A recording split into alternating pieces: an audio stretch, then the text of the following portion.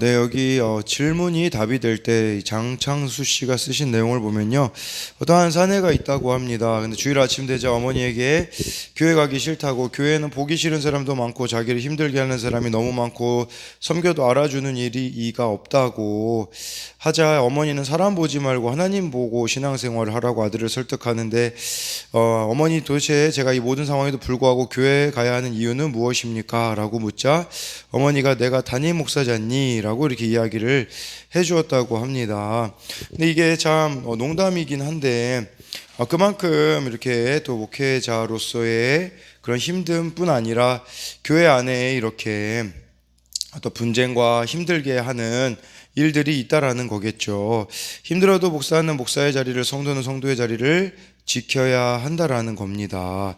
아무리 힘들고 어려워도 자신의 자리를 지키고 견디고 기다리는 것이 구원받은 사람의 증거인데, 우리는 이렇게 절망과 낙담의 자리에서 벗어나고 싶잖아요. 그래서 하나님이 떠나라, 다른 길을 열어주겠다라고 말씀하신 것 같으나, 하나님은 내 자리로 돌아가 주어진 환경에 최선을 다하고 서로 사랑하며 살아라라고 말씀하십니다.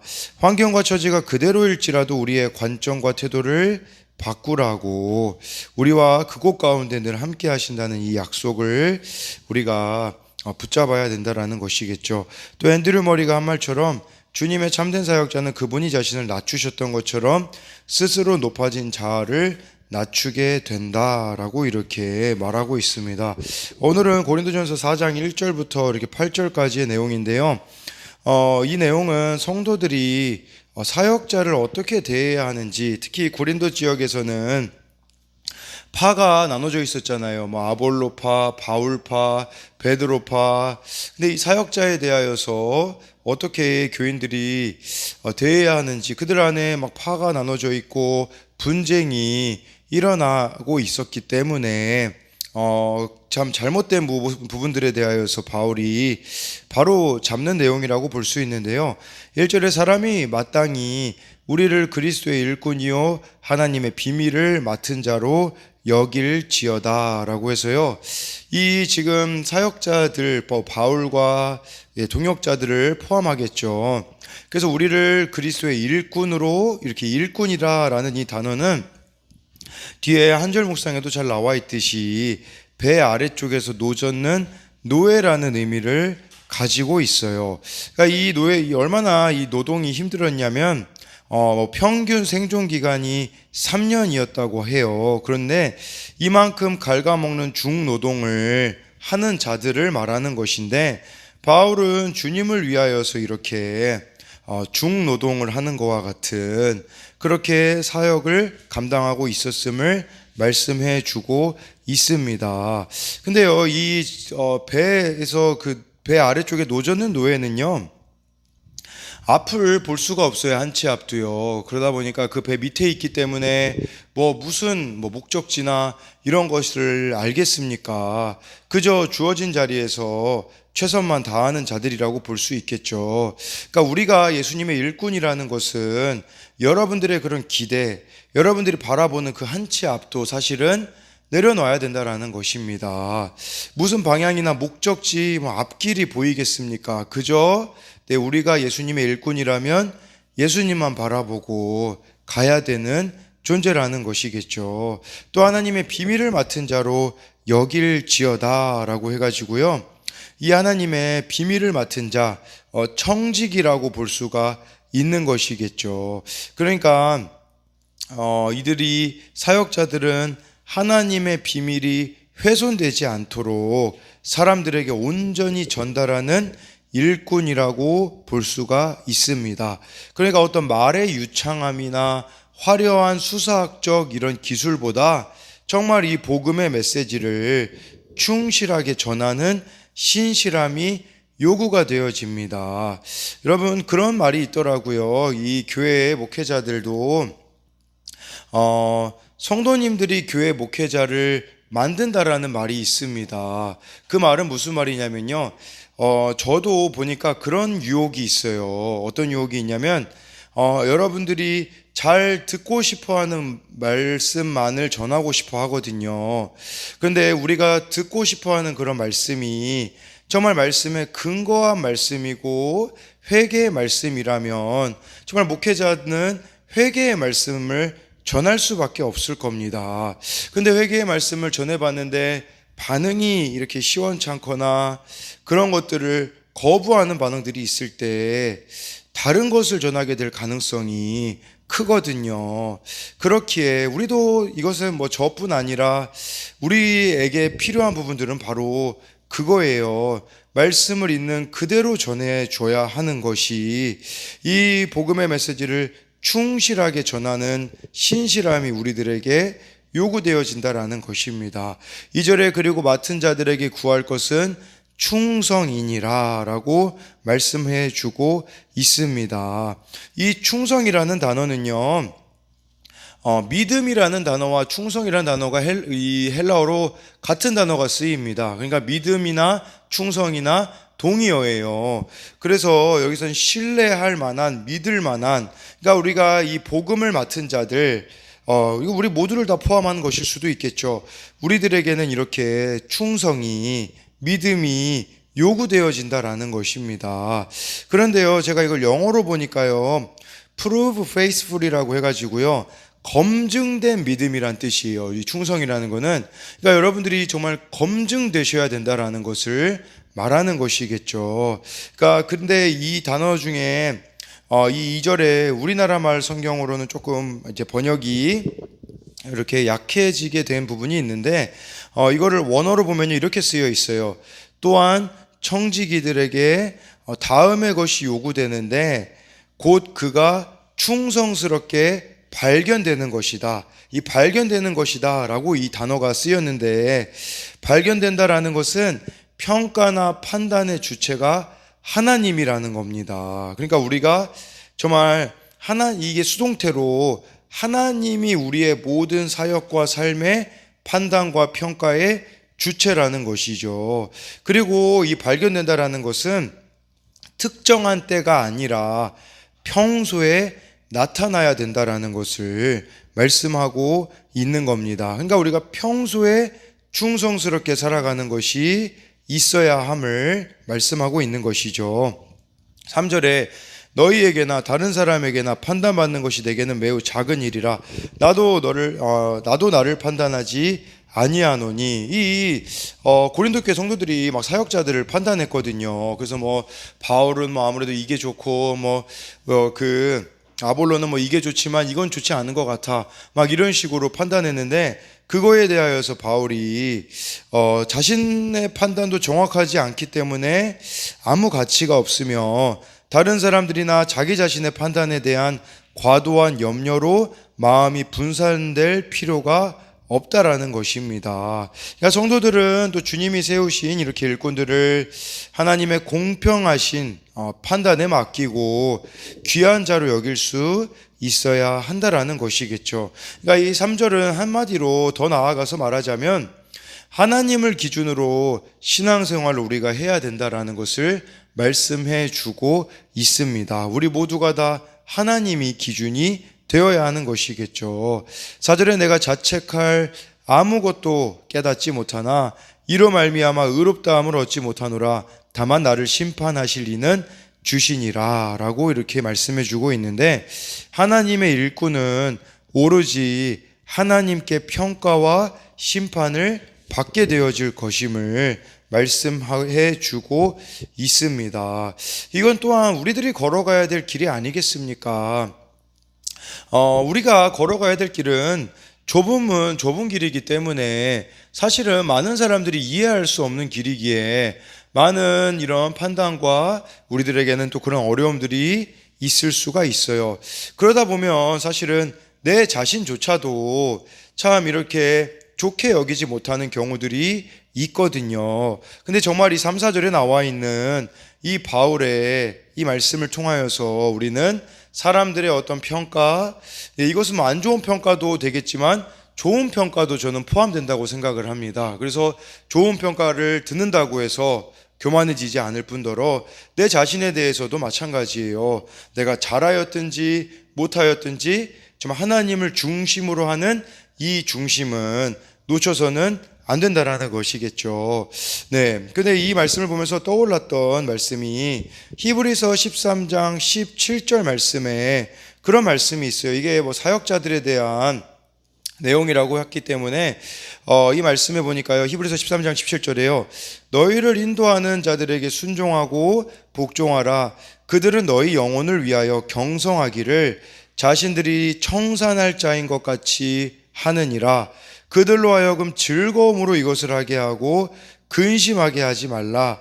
그렇지 않으면 너희에게 유익이 없느니라 라고 이렇게 말씀해 주고 있어요. 그러니까 우리들을 인도하는 자들에게 순종하고 복종하래요. 왜 그러냐면 우리들의 영혼을 위하여 경성하기를 자신들이 청산할 자인 것 같이 하기에 즐거움으로 이것을 하게 하고 근심하게 하지 말라. 그렇지 않으면 아무런 유익이 없음을 이렇게 말씀해 주고 있습니다. 5절에 그러므로 때가 이르기 전 곧 주께서 오시기까지 아무것도 판단하지 말라. 그가 어둠에 감추인 것들을 드러내고 마음의 뜻을 나타내시리니 그때에 각 사람에게 하나님으로부터 칭찬이 있으리라 라고 말씀해 주고 있습니다. 하나님은요, 사람들이 주님과 맺는 관계에 대한 의도나 동기나 목적 등 모든 진실을 밝히실 것이라는 겁니다. 그러니까 결국은 하나님 앞에 모든 것이 다 드러나기 때문에 우리가 하나님을 기준으로 신앙생활을 해야 된다라는 것을 말씀해 주고 있습니다. 6절에 형제들아 내가 너희를 위하여 이 일에 나와 아볼로를 들어서 본을 보였으니, 이 본을 보였다라는 게 설명에도 나와 있지만 모양이 바뀌다, 변형되다라는 뜻이에요. 그러니까 나는 바울이겠죠. 바울과 아볼로의 모습을 보면서 행동이 바뀌어져야 된다라고 지금 고린도 교회 성도들에게 말씀해 주고 있습니다. 그러니까 이렇게 우리 그리스도인들의 삶은 본을 보이는 삶이거든요. 본. 그런데 이 본을 어디서 떠야 되냐면 여기 6절에 나와 있잖아요. 이는 너희로 하여금 기록된 말씀 밖으로 넘어가지 말라 한 것을 우리에게서 배워 서로 대적하여 교만한 마음을 가지지 말게 하려 함이라. 이 본은요 어디서부터 떠야 되냐면 우리가 예수님으로부터, 말씀으로부터 떠야 된다라는 거예요. 그래서 기록된 말씀 밖으로 넘어가지 말라라는 것은 성경의 기준 안에 머물러 있어야 한다라는 겁니다. 그러니까 우리가 말씀의 테두리를 벗어나지 않는 거룩한 삶의 모범을 보여야 한다라는 것이죠. 바울이 그런 고백도 하거든요. 내가 예수님을 본받는 자가 된 것 같이 너희는 나를 본받는 자가 되라 라고 한 말씀이 있어요. 그러니까 바울이 늘 본을 받는 대상은 예수님이었거든요. 우리도 마찬가지입니다. 예수님으로 본을 떠야 돼요. 근데 예수님이 본이 되지 않잖아요. 다른 것으로 본을 뜨게 되면 그 다음에 또 본을 뜰 때는 모양이 달라지게 되어 있거든요. 우리는 늘 예수님으로, 말씀으로 본을 떠야 한다라는 것을, 결국은 이것은 또 말씀이 기준이 되어야 한다라는 것을 보여주는 것이겠죠. 7절에 누가 너를 남달리 구별하였느냐? 내게 있는 것 중에 받지 아니한 것이 무엇이냐? 내가 받았은즉 어찌하여 받지 아니한 것 같이 자랑하느냐라고 말씀해 주고 있습니다. 그러니까 이 사람들이 지금 성도들이 누리는 모든 것이 하나님의 은혜이기 때문에 자랑할 것이 전혀 없음을 상기시키며 바울은 이들을 책망하고 있는 겁니다. 그러니까 이렇게 은혜를 거저받았는데 그 은혜를 거저받은 이들이 자랑할 것이 무엇이 있겠습니까? 그런데 이들은 갈수록 교만해졌었거든요. 그러니까 이러한 태도는 이 고린도 교회 성도들이 세상의 잣대로 서로 비교하고 열등감과 우월감을 극복하지 못하는 이렇게 비신자와 다름없는 모습을 보였기 때문에 그것에 대한 바울이 책망을 여기서 하고 있다라는 겁니다. 여러분, 우리가 말씀을 벗어나 경박하게 은혜를 받으면 부요함과 영광에 취하여 교만해지게 된다라는 겁니다. 여러분, 우리가 흔히 은혜 받았다라는 말을 많이 하잖아요. 근데 이 은혜 받았다라는 것이 잘못된 경우들도 있을 수 있어요. 우리가 진짜 은혜를 받게 되어지면 그 말씀을 통하여서 내 죄를 보게 되어지고 회개하게 되어지고 놓쳤던 것을 보게 되어지는 게 사실은 은혜잖아요. 근데 이 은혜 받았다라는 것을 그렇게 해석했을 경우에는 잘못되는데, 그것은 무엇이냐면 내가 원하는 말을 듣는 거예요. 그리고 내가 평소에 생각하고 바라던 것들을 들었을 때 정말 그 은혜 받은 것은 사실은 그 이후에 삶의 모습을 보면 알 수가 있거든요. 이 고린도 교회 성도들은 은혜 받았다고 하는데 갈수록 교만해지고 있는 이런 모습들이, 사실은 진짜 은혜 받았다면 겸손하고 낮아지는 모습을 보여야 했던 것이겠죠. 8절에 바울이 비꼬듯이 이 고린도 교회 성도들에게 이렇게 말하고 있습니다. 너희가 이미 배부르며 이미 풍성하며 우리 없이도 왕이 되었도다. 우리가 너희와 함께 왕 노릇하기 위하여 참으로 너희가 왕이 되기를 원하노라 라고 해가지고요, 바울이 지금 이들의 이 고린도 성도들의 교만함을 비꼬고 있어요. 사실 이 고린도 교회 성도들이 대부분 건강하지도 부유하지도 않았거든요. 근데 이들에 대하여서 야, 너희 뭐 풍성하고 우리 없이도 참 왕같이 살아가고 있구나라고 지금 바울이 비꼬고 있는 거죠. 그러니까 지금까지 이렇게 고린도 교회를 바울과 그 동역자들이, 일꾼들이 줄이고 목마르고 고난 가운데서 그들에게 복음을 전했고 헌신적으로 그들을 양육했거든요. 바울이요, 특히 이 고린도 지역에서는요, 그 자비량으로 사역을 했습니다. 그 텐트 메이커, 텐트 천막 만드는 자로 그 일도 하면서, 왜냐하면 이 고린도 교회 성도들에게는 그렇게 또 일정의 사역비를 받기가 좀 민감한 부분들이 있었던 것 같아요. 그러니까 그렇게 일을 하면서 헌신적으로 그들에게 복음을 전하고 양육했는데, 문제는 이 고린도 교회 성도들이 그러한 수고를 잊어버렸습니다. 왜 그들의 수고를 잊어버렸냐면 이제는 잘 먹고 잘 살거든요. 그러니까 그들이 누리는 이 복이 오히려 독이 되었다라는 것이겠죠. 근데 이런 모습은 현대 교회에서도 너무나도 많이 목격되어져요. 그래서 정말 우리 교회에 어떤 문제들이 있으면 사역자들과 여러분들이, 참 많은 분들이 이렇게 같이 기도를 하고 마음을 모아주고 하는데, 그러다가 정말 이렇게 일이 잘 풀리잖아요. 그러면 은혜도 잊어버리고 또 내가 지금 누리고 있는 이 복의 근원도 잊어버림으로써 과거에 하나님이 우리를 위하여서 보내신 일꾼들의 수고의 결과도 잊어버리게 되어지는 그런 모습을 보이게 되는 것이죠. 배부르고 등 따시면 이제는 어떠한 것들, 영적인 것들을 다 놓아버리는 그러한 모습을 취하는 것들이 현대에도 일어나고 있지 않습니까? 8절의 이 말씀의 의미는 가짜 왕관을 버리라는 겁니다.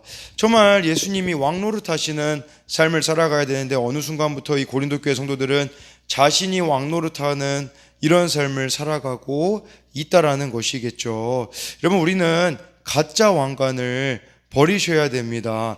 영어 중에 그런 명언이 있어요. No cross, no crown이라고 해서요, 십자가 없이는 면류관도 없다라는 말씀이 있습니다. 우리가 취해야 되는 것은 세상의 가짜 왕관이 아니라 면류관이기 때문에 그 면류관을 여러분들이 취하시려면 한 가지 길밖에 없습니다. 그것은 바로 십자가의 길밖에 없음을 여러분들이 오늘 이 말씀을 통하여서 기억함으로써 우리 모두가 다 그리스도의 일꾼이고 하나님의 비밀, 이 복음의 비밀을 맡은 청지기로서 충성함으로써 이 길을 걸어가시는 여러분들이 되시기를 소망합니다.